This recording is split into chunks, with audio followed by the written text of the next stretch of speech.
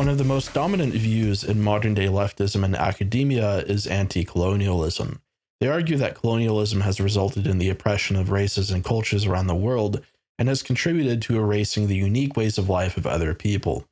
While I share their distaste for cultural erasure and am against colonialism myself, although for more pragmatic than moral reasons, anti-colonialism has a few contradictions that should render it untenable for the people who hold it.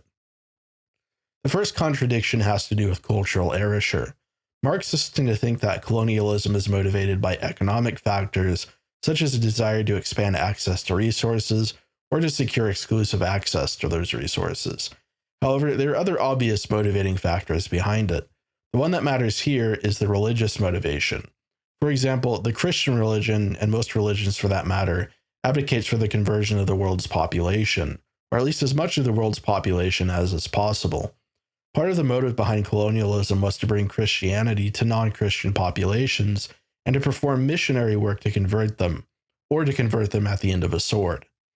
Anti-colonialists therefore tend to blame colonialism also partly on Christian beliefs, but astute observers will notice that rarely, if ever, do anti-colonialists pin any blame whatsoever on Arab Muslims for their conquests or other imperializing religious groups who have spread their beliefs by the sword as well. Holy war is almost a universal concept in religion. There were Hindu holy wars, Islamic jihads, and the Old Testament is rife with examples of Jewish holy warfare, such as the struggle between Jews and what the Talmud calls Amalekites, or idolaters. Typically, anti-colonialists stereotype Christians as the bad guys due to the Crusades and the adventures into South and North America, but what they're actually looking at is just one prong of something that has always unfolded throughout history: religious domination and erasure of other cultures and religions. Each religion has codified its holy wars, and typically proselytization is made mandatory. And proselytization is, of course, a form of cultural erasure. And proselytization is, of course, a form of cultural oppression. If anti-colonialists want to be consistent, then they would have to argue that each of these unique religious cultures that, under postmodern terms, should be preserved, must themselves be partly erased. Anti-colonialists would have to approach Muslims and demand that, according to postmodern moral belief, they should strike jihad from Islam. They would have to approach Hindus and tell them that the Bhagavad Gita and the story of the holy warrior Arjuna is invalid. Or maybe they might finally tell Jews that their state is founded on bloodshed and colonialism. What originally started as an attempt to preserve unique world cultures ends as a furtive attempt to end those cultures by erasing their beliefs in favor of a Western, postmodernist morality. Postmodernism becomes a tool of oppression. Either it enforces atheism and attempts to eradicate religion, like the Marxists did, or it must try to pry apart religious moral codes and enforce postmodern codes instead upon what become subject populations.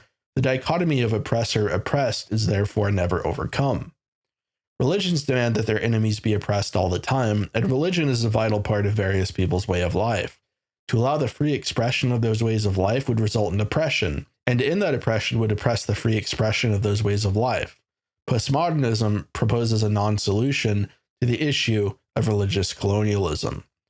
The second issue with anti-colonialism, and decolonization specifically, is that it treats the issue of indigenization unfairly. The whole question of decolonization hinges on the definition of indigenous and the way it's framed when we attempt to apply it to different groups. Simultaneously, while they decry the legacy of invader colonialism, liberals blithely refrain that white states are based on immigration in order to justify mass migration, i.e., an invasion, and prohibiting white people from claiming ethnic exclusivity or racial sovereignty in their lands, indigenous status. However, every state is based on immigration depending on how far back you want to go. If it's true that the human races emerged originally from Africa, then everyone is an immigrant and so no one is indigenous. So thus, everyone is indigenous no matter where they are. This effectively undermines the case for anti-colonial theory, which relies on the opposition between oppressed indigenous people and oppressive colonial invaders. If both are indigenous, since everyone has fundamentally been an immigrant in the indefinite historical timeline, then the morality of the matter simply becomes a power question: who can take the land and hold it? All postmodernism fundamentally resolves into the will to power, even if some of them like to construct an unsupported and unsubstantiated morality on top of its shifting sands. But that's sort of a straw man of what proponents of decolonization actually believe in, since the definition of indigenous usually requires that a people has lived on the lands prior to colonization.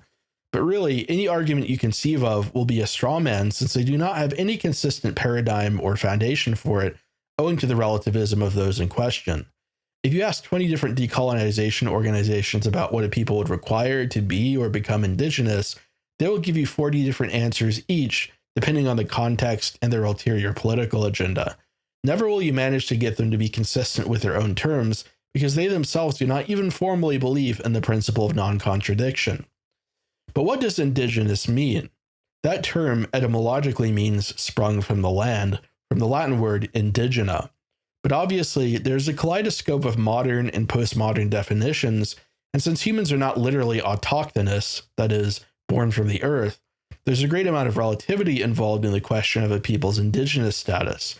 People can become indigenous, this is called indigenization, and that indigenous status can be lost when a people loses touch with its culture, loses or is forced out of group identification, or when its relationship to the land is interrupted, such as due to forced relocation. The process of recovering lost indigenous status is called re-indigenization.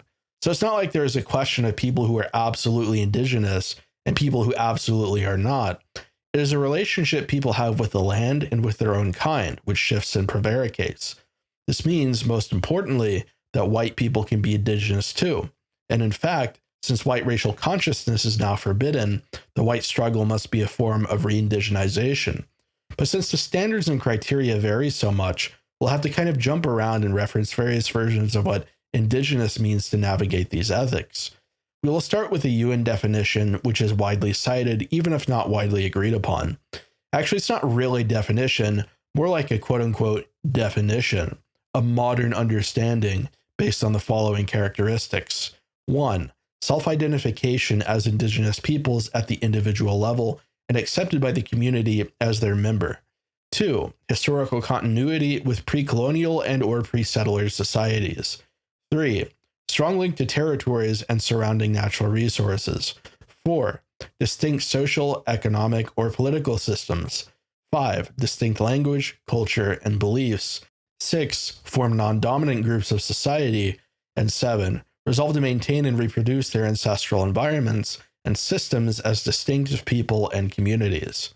If you were paying attention in racist, phrenological misdisinformation school, which all people of salt and pepper must attend from the day of their birth, it might sound like white Europeans meet almost all of those criteria. And if we don't match them all right now, we will by 2050. That isn't worth much, however, because as we will see, decolonization theorists absolutely prohibit white people from claiming to be indigenous, even if we do or will meet all of these criteria, and even if indigenous status is relative and flexible, so no meta-narrative nor absolute moral imperative can be sustained on the basis of having it or not having it. Before I address that problem, I want to let you in on a malicious, anti-white double bind that they have set up.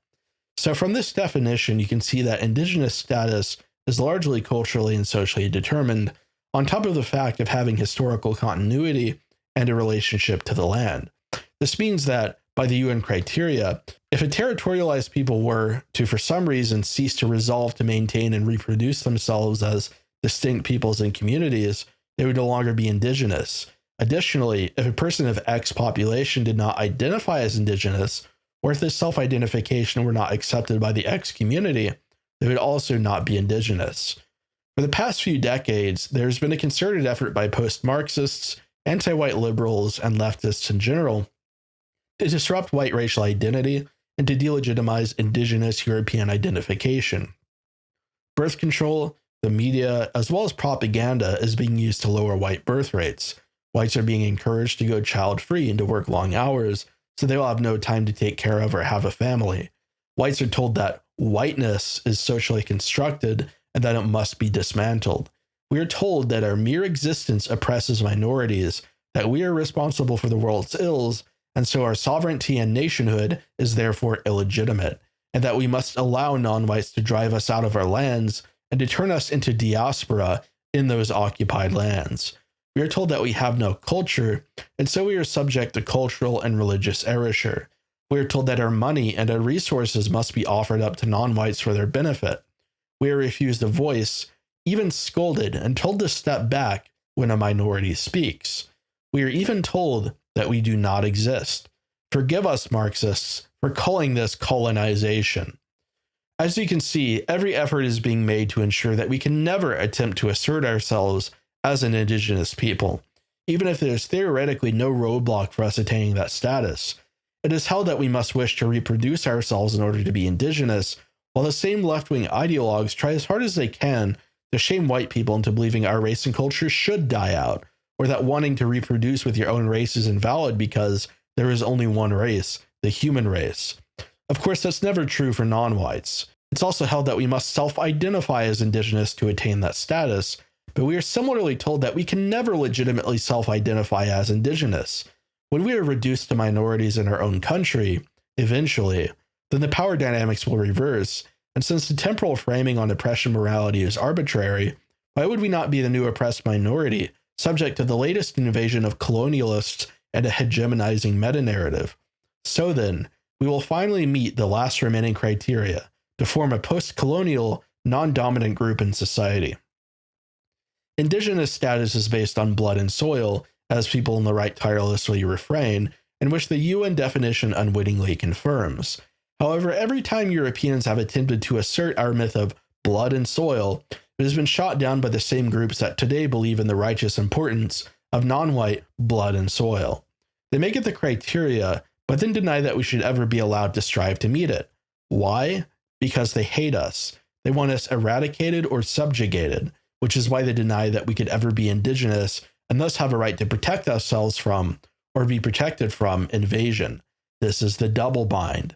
As one decolonizer put it, right now, using the UNPFOII definition is integral to the legal cases on human rights and land claims being challenged in the courts by First Nations, which is the key reason why other groups, like white folks, should not be using it.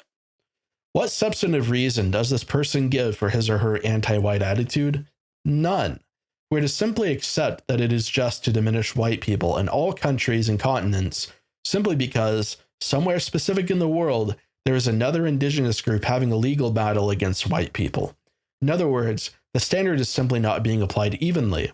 This is a clear extension of anti-white hatred, which is further corroborated by what is said by other groups on the matter.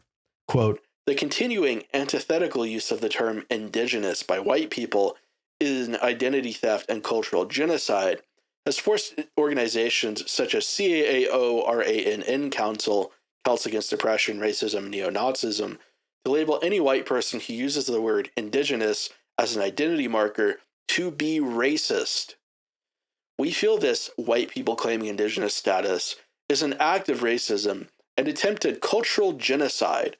We are shocked and appalled at these attempts by non-natives to displace and disappear native peoples, and we strongly advise non-native people to shun the use of indigenous or indigenous European for ourselves or our spiritual traditions. We already have terminology and our own languages for our ancestral earth-honoring ways. We don't need to steal terms and identities from brown people. From this point forward, if you are a colonist or a descendant of colonists who insist on calling yourself indigenous or indigenous European or the ridiculous oxymoron neo-indigenous, we will assume you are an appropriator and a racist." So not only will they attempt to prevent you from ever meeting their criteria for indigenous status, but they will also assume that it is flat out racist and genocidal if you ever considered yourself, a white person, to be indigenous to your people's land. In fact, they deny the entire basis for indigenization by rejecting the existence of quote-unquote neo-indigenous populations. It's funny because for all this bluster about non-natives displacing and disappearing native peoples, white people are currently disappearing. It should be quite evident now that decolonization is only a code word for anti-white racism in all its forms, white cultural erasure, white erasure in general, as well as the lopsided socio-political weaponization of the most powerful slur in the modern world, racist. Now, I want to take issue with part of the UN's definition.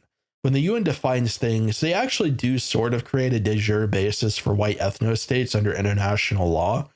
The Universal Declaration of Human Rights states that every people is entitled to a homeland and has a right to be secure from invasion and genocide.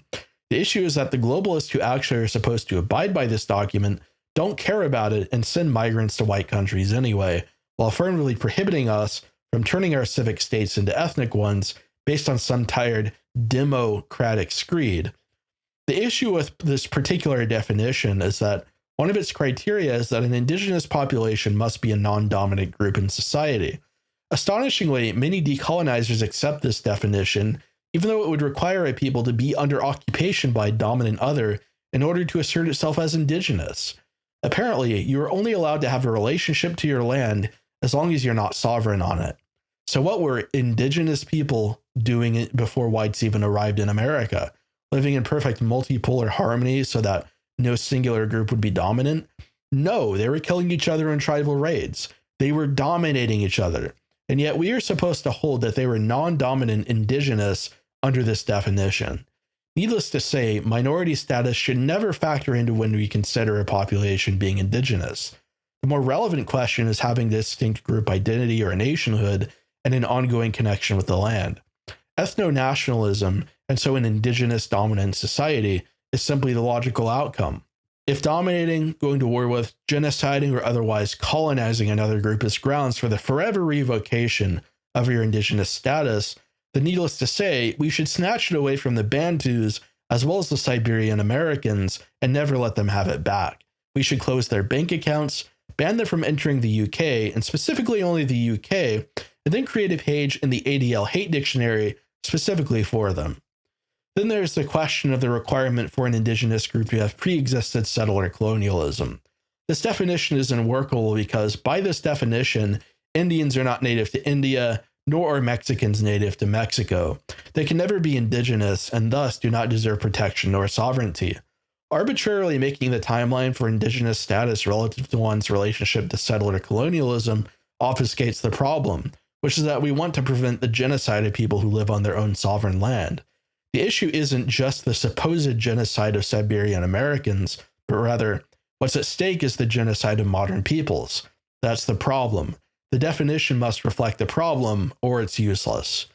The other salient problem, then, is whether American whites or Australian whites are or can become indigenous. As we have already established, indigenous status is relative, and all that's necessary is distinct indigenous identity, unique folkways and culture, as well as reliance on the land and a common history on that land.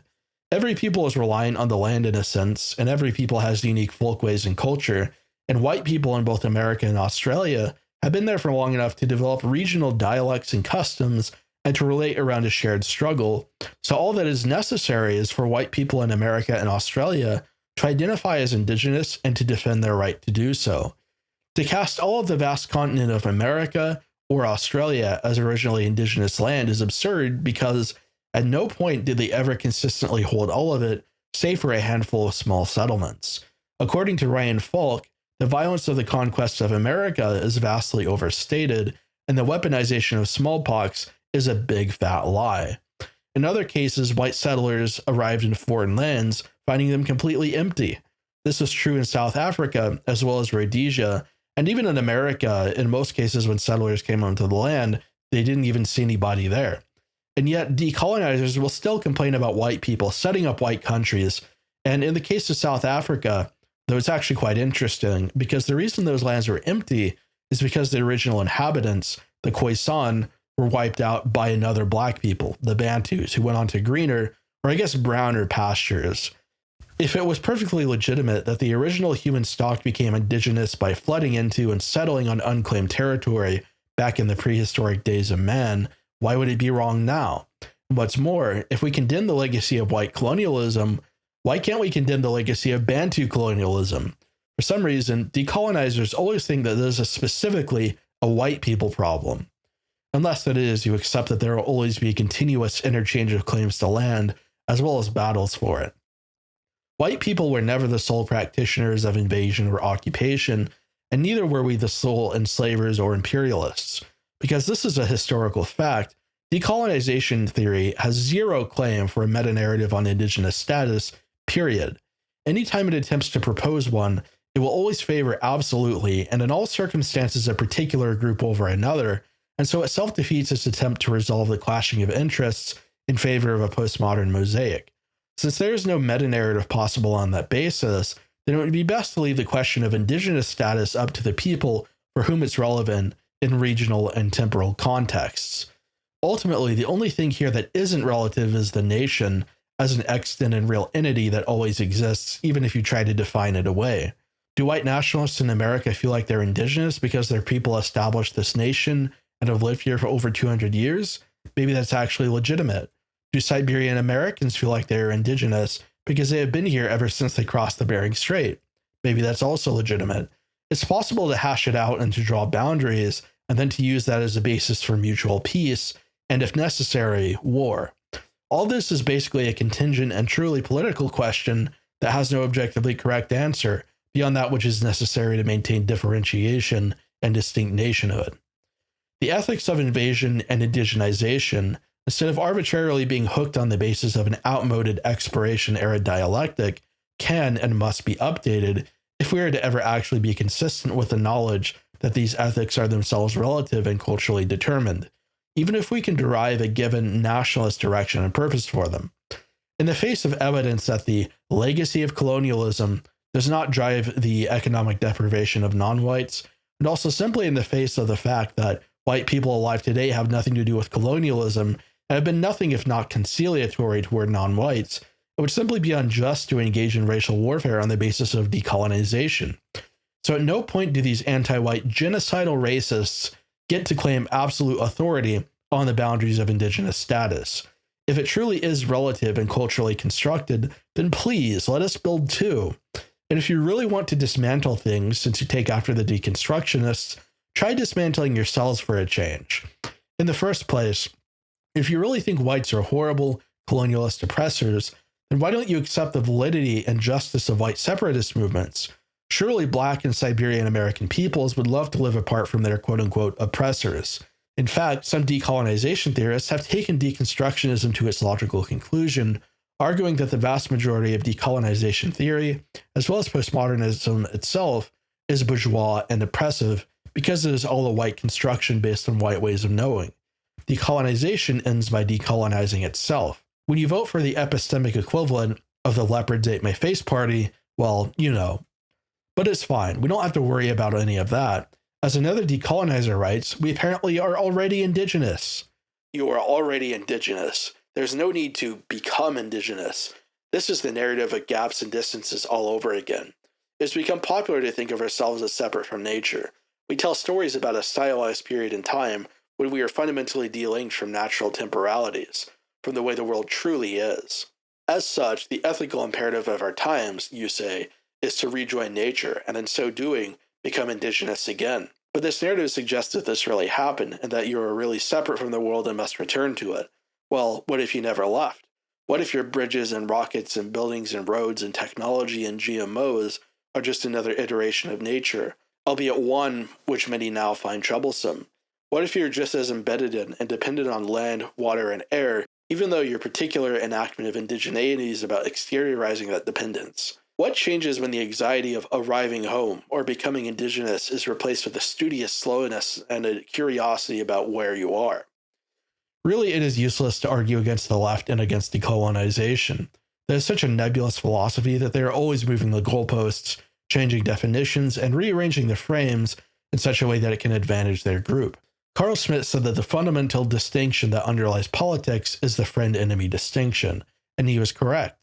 Decolonization ethics reads like another proof of his thesis. We are indigenous already, but we also are not. Indigenous status is culturally constructed, but we are disallowed from culturally constructing our own indigenous identity. Whites have always attempted to hegemonize thought and culture through setting up systemic meta-narratives, and so all are obligated to be skeptical of those meta-narratives. But white people are never, under any circumstances, allowed to be or become indigenous. Nonetheless, if we already are indigenous, then it's always our fault, and white people are to be forever punished for attempting to band together on the basis of race and nation. So this author writes that we must interrogate our whiteness, which is invented rather than arising out of lived experience, history, soul, and biology, as might be allowed as a paradigm for any other race. And of course, bank robbers aren't satisfied merely when they get you to stick your hands up. They want the cash too. Saying sorry is not enough. Reconciliation today is often framed in terms of ornate performances of contriteness. Australia even has a National Sorry Day to commemorate and reflect on the mistreatment of indigenous peoples in that country. While this is no doubt important and powerful, seeking forgiveness is just a first step. Saying sorry is more likely to reinvest white power with the sort of moral nobility a philanthropist acquires for spreading his wealth. A deeper sort of accountability is needed, one that brings us to the edges of ourself, one that helps us notice that we are a palimpsest of colors and that who or what we are is always in the making. Forgiveness is settling debts. Reconciliation is troubling boundaries. For this man, up is down and down is up. Black is white and white is black. Identity has no essential foundation and thus no relationship with truth, but rather is completely arbitrarily constructed, always valid and ever-changing. He has fully drunk the postmodern Kool-Aid and is now insane, believing that a shaman was able to turn him into a goat. Not because he actually became a goat, but rather because his unique way of knowing allowed him to see him as a goat. I am black, but I am white also. A shaman told me that he was going to turn me into a goat. He seemed serious about it because I had dared to question an aspect of his practice. I later came to understand how his ways of knowing might accommodate that preposterous idea of shapeshifting into something else. For Yoruba people, the world isn't populated by independent things moving by their own internal logic or dynamism. The world is a web, and as such, boundaries are porous and ever-changing. In the place of the world of things, we have many worlds of relationships. We are constantly touching each other, infecting each other, so that it is impossible to trace out an original point. This suggests that my blackness co-arises with your whiteness, and that we are hyphenated aspects of each other.